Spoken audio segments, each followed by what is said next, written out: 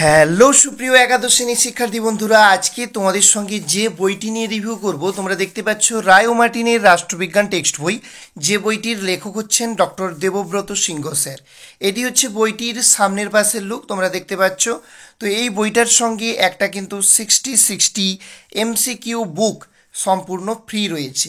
তো তোমরা যদি দেখো, তো এই যে হচ্ছে আমাদের মূল যে টেক্সট বইটি, আর এটি হচ্ছে 60 যে বইটা কথা এক্ষুনি বললাম যে একটা ফ্রি MCQ বুক তুমি পাবে, তো এটা কিন্তু ফ্রি রয়েছে। এই দুটো বই একসঙ্গে অ্যাটাচ থাকবে। এই যে তোমরা এই যে এটা চিকটা দেখতে পাচ্ছ বা পলিটা দেখতে পাচ্ছ, এর মধ্যে কিন্তু এই দুটো ভরা থাকবে এবং এগুলো সিল করা থাকবে, এই দুটো একসঙ্গে অ্যাটাচ থাকবে। অনেকেই প্রশ্ন করে থাকো যে স্যার 60 বইটা কি আলাদা করে কিনতে পারবো? তো তোমাদের প্রশ্নের উত্তরটা আরও একবার দিয়ে দিই যে তোমরা কিন্তু 60 বই আলাদা করে কিনতে পারবে না। রায় মার্টিনের যে 60 বইগুলো হয়, তুমি টেক্সট বই কিনলেই তবেই তার সঙ্গে 60 বইটা ফ্রি পাবে। ওকে, তুমি যদি সেটা ভূগোলের ক্ষেত্রে ভূগোল টেক্সট বই কেনো, তখন ভূগোলের 60 বইটা ওর সঙ্গে অ্যাটাচ থাকবে। ইতিহাসের ক্ষেত্রেও একই ব্যাপার, যে কোনো সাবজেক্টের ক্ষেত্রেই একই ব্যাপার, 60 বই আলাদা করে হবে না। ওকে, তো চলো এবার আমরা বইয়ের মধ্যে কি রয়েছে দেখে নিই পুঙ্খানুপুঙ্খ। তো প্রথম পেজ লৌটানোর পর আমরা দেখব এরকম একটা পেজ রয়েছে, রায় ও মার্টিন রাষ্ট্রবিজ্ঞান। তো ডক্টর দেবব্রত সিংহ স্যারের লেখাই বইটি। তো আরও একটি পেজ লৌটাচ্ছি, বইটির মুদ্রিত মূল্য করা হয়েছে 220 টাকা মাত্র। এর উপর কিন্তু তুমি ডিসকাউন্ট পেয়ে যাবে। এখানে দেখো ভারতীয় সংবিধানের প্রস্তাবনা রয়েছে, তারপর ভারতীয় নাগরিকের মৌলিক অধিকারগুলো এখানে রয়েছে। অবশ্যই আমাদের কিন্তু এই জিনিসগুলো জানা উচিত, আমাদের অবশ্যই জানতে হবে। এখানে ভূমিকা পাঠ রয়েছে। তারপর আমরা আরও একটা পেজ লৌটাচ্ছি, এখানে সেমিস্টার 1-এর যে সিলেবাস, সেই সঙ্গে প্রজেক্টের যে টপিক সেটাও দেখানো রয়েছে। এবং এখানে আমরা দেখতে পাচ্ছি যে একটা স্ক্যান কিউআর কোড, এই কিউআর কোড স্ক্যান করে তুমি বিভিন্ন ভিডিও দেখার একটা সুযোগ রয়েছে। আচ্ছা, সেই সঙ্গে আমাদের যে সূচিপত্র সেমিস্টার 1-এর আমরা এখানে দেখে নিচ্ছি। তো শাস্ত্র হিসেবে রাষ্ট্রবিজ্ঞানের প্রকৃতি এবং পরিধি, রাষ্ট্রের উৎপত্তি, নানা মুনি নানা মত। তো 2 নম্বরে হচ্ছে রাষ্ট্র সংজ্ঞা এবং বৈশিষ্ট্য। তো এরকম করে রয়েছে বিভিন্ন টপিকগুলো, আমরা 1-2টো টপিক দেখে নেব।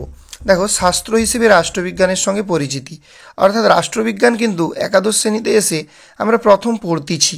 তো অবশ্যই সেই সাবজেক্টটা সঙ্গে আমাদের পরিচিত হতে হবে, তবেই তো আমাদের সাবজেক্টের প্রতি ভালোবাসা বাড়বে বা ভালোবাসার সৃষ্টি হবে। আর ভালোবাসা সৃষ্টি হলেই তখন কিন্তু সাবজেক্টটার প্রতি জানার আগ্রহটা আমাদের মধ্যে আরও বাড়বে বা প্রবল হবে। তো সবার প্রথমে আমরা জেনে নেব শাস্ত্র হিসেবে রাষ্ট্রবিজ্ঞানের পরিচিতি বা রাষ্ট্রবিজ্ঞান সম্পর্কে। সমাজ বিজ্ঞানের অংশ হিসেবে রাষ্ট্রবিজ্ঞান, এবার পয়েন্ট ওয়াইজ আলোচনা রয়েছে, তোমরা দেখতে পাচ্ছ। আচ্ছা, এবার এপাশে আমরা চলে আসছি যে শাস্ত্র হিসেবে রাষ্ট্রবিজ্ঞানের প্রকৃতি এবং পরিধি। এবার এখানে তুমি দেখতে পাচ্ছ ভূমিকা, তারপর তুমি এখানে বিভিন্ন যে রাষ্ট্রবিদ যারা রয়েছেন তাদের সম্পর্কে তুমি আলোচনা পাবে। টুকরো কথাতে গুরুত্বপূর্ণ তথ্য প্রদান করা রয়েছে। ওকে, তো এখানে রাজনীতি এবং রাষ্ট্রবিজ্ঞানের সম্পর্ক। তো এখানেও দেখো রাজনীতি শব্দের উৎপত্তি, রাজনীতির সংজ্ঞা, সংকীর্ণ অর্থ, ব্যাপক অর্থ, এ বিষয়ে আলোচনা রয়েছে বিস্তারিত। এবং প্লেটো এবং তার দ্য রিপাবলিক, প্লেটোর লেখা বিখ্যাত গ্রন্থ দ্য রিপাবলিক, খুব ইম্পর্টেন্ট জায়গা, টুকরো কথাতে রয়েছে। হ্যাঁ, এরকমভাবে আলোচনা রয়েছে। আচ্ছা, এই পাশে তোমরা দেখতে পাচ্ছ বলছে রাজনীতির সাবেকি দৃষ্টিভঙ্গি, রাজনীতির আধুনিক দৃষ্টিভঙ্গি, সমস্ত কিছু আলোচনা রয়েছে।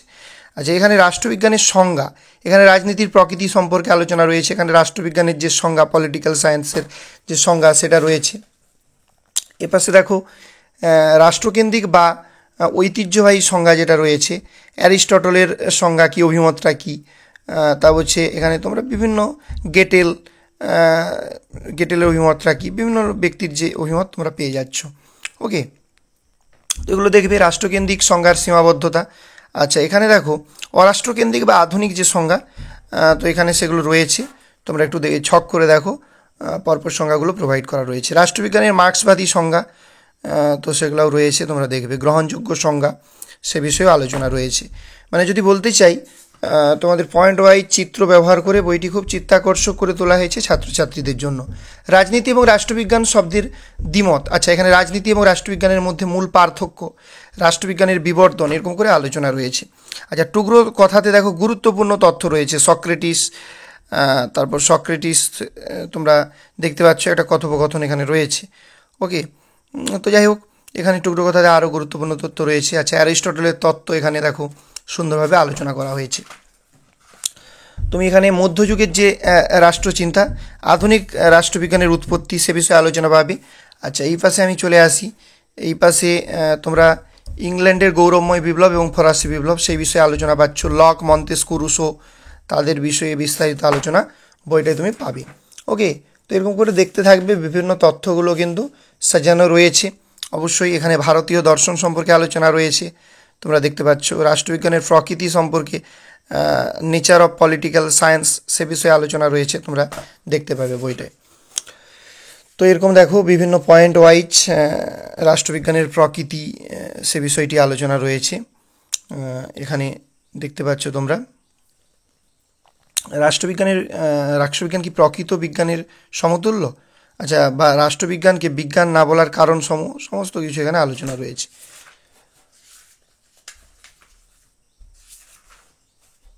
তো বইটি হাতে পেলে আরও ভালো করে দেখবে। এখানে দেখো রাষ্ট্রবিজ্ঞানের সাবেকি এবং আধুনিক দৃষ্টিকোণের মধ্যে পার্থক্য, এটি ছকের সাহায্যে তোমাকে প্রোভাইড করা হয়েছে। তো রাষ্ট্রবিজ্ঞানের আলোচনার বিভিন্ন পদ্ধতি, সেই বিষয়ে দার্শনিক পদ্ধতি, ঐতিহাসিক পদ্ধতি, পরীক্ষামূলক পদ্ধতি, আইনগত পদ্ধতি, পর্যবেক্ষণমূলক পদ্ধতি, মনোবিজ্ঞানমূলক পদ্ধতি, ঠিক আছে, এরকম করে সমাজতাত্ত্বিক পদ্ধতি, অভিজ্ঞতাবাদী পদ্ধতি, রাষ্ট্রবিজ্ঞান পাঠের উপযোগিতা, সে বিষয়েও আলোচনা তোমার রয়েছে। ওকে, তো আমরা দেখলাম। এবার রাষ্ট্রের উৎপত্তি, নানামুনি, নানামত, এগুলো বিভিন্ন তথ্য এখানে প্রদান করা রয়েছে। রাষ্ট্রের উৎপত্তি সংক্রান্ত তথ্যসমূহ, ঐশ্বরিক মতবাদ, বল প্রয়োগ মতবাদ, সামাজিক চুক্তি মতবাদ, বিবর্তনবাদী মতবাদ, এগুলো দেখবে প্রত্যেকটা দেখো আলাদা আলাদা করে খুব সুন্দরভাবে কিন্তু আলোচনা করা রয়েছে। ওকে, তো প্রথম চ্যাপ্টার আমাদের শেষ হয়ে গেল। কোনো প্রশ্ন উত্তর কিন্তু নেই, তার কারণ হচ্ছে এই এমসিকিউ ব্যাংকে কিন্তু প্রশ্ন উত্তরগুলো প্রোভাইড করা হয়েছে। তো সুপ্রিয় বন্ধুরা, অন্যান্য চ্যাপ্টারগুলো এভাবেই আলোচনা রয়েছে, নতুন কিছু ব্যাপার নেই। প্রতিটা চ্যাপ্টার তোমরা দেখবে এভাবেই কিন্তু আলোচনা করা হয়েছে। এবার আমরা নজর রাখবো 60 বইটার দিকে একটু। তো 60 বইটায় অবশ্যই আমরা প্রথম পেজ লৌটাচ্ছি। তো সমস্ত ধরনের এমসিকিউ টাইপের প্রশ্ন উত্তরগুলো তুমি পেয়ে যাবে। তো দেখো, আমরা দেখে নিচ্ছি। প্রথম চ্যাপ্টার দেখো কীভাবে প্রশ্ন উত্তর সেট করা হয়েছে।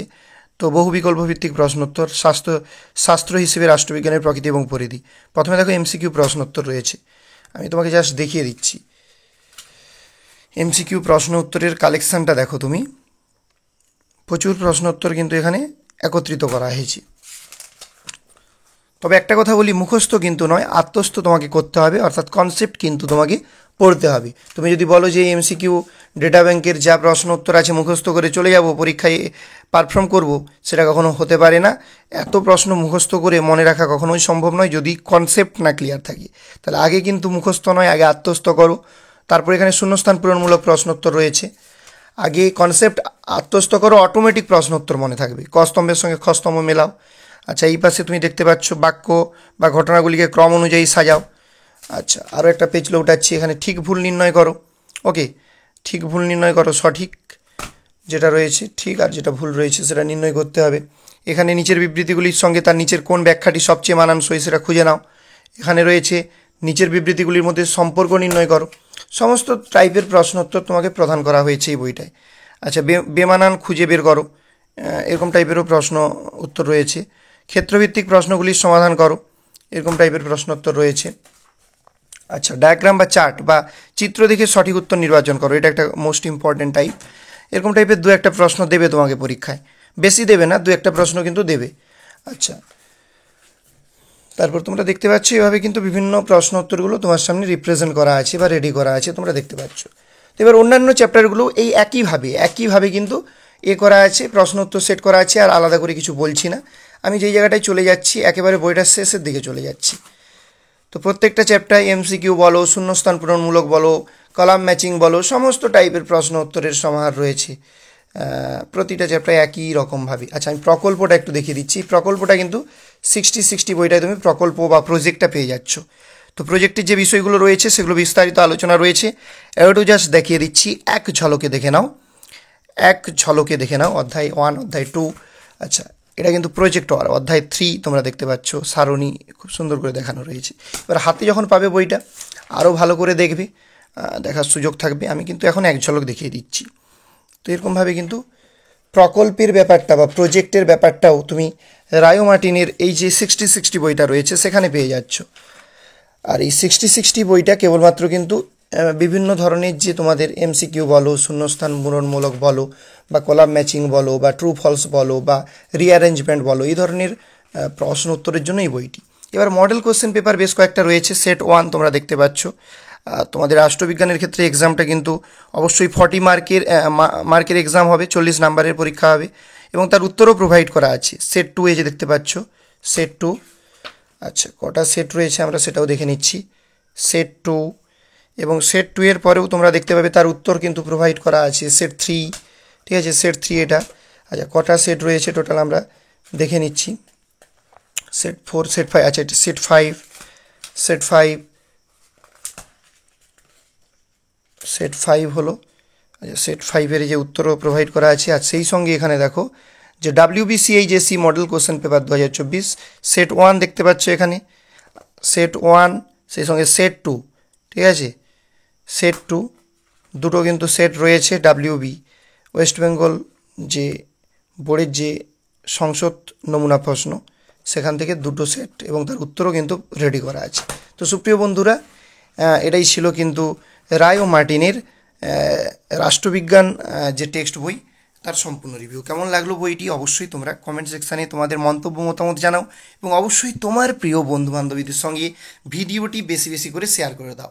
দেখো ভাই, ভিডিও শেয়ার করলে কিন্তু তোমার ব্যাঙ্ক অ্যাকাউন্ট থেকে টাকা কেটে যাবে না, বরং একজন স্টুডেন্ট বা সেটা যেই হোক সে কিন্তু বইটার সম্পর্কে জানতে পারবে কেনার পূর্বে। ওকে, তো অনেক সময় আমরা কি করি যে কোনো বই সম্পর্কে না জেনে হঠাৎ করে বইটি কিনে নিই, কিন্তু কিনে নেওয়ার পর আর রিটার্ন করতে পারি না যদি বইটা অতটা আমার ভালো না লাগে। তো সেই লক্ষ্যে কিন্তু আমরা বইগুলো কেমনভাবে সাজানো হয়েছে তথ্যে সেটা তোমাদেরকে দেখিয়ে দেওয়ার চেষ্টা করছি। অবশ্যই বন্ধুদের মধ্যে শেয়ার করে দাও, আরও দু একজন জানুক। দু একজন জানলে কিন্তু কোনো ক্ষতি হবে না, বা তুমি যদি শেয়ার করো তোমার ব্যাঙ্ক অ্যাকাউন্ট থেকে কিন্তু টাকা গায়েব হয়ে যাবে না। তো ধন্যবাদ প্রত্যেককে। এরকম ধরনের ভিডিও পাওয়ার জন্য অবশ্যই আমাদের চ্যানেলের সঙ্গে যুক্ত থাকো প্রত্যেককে।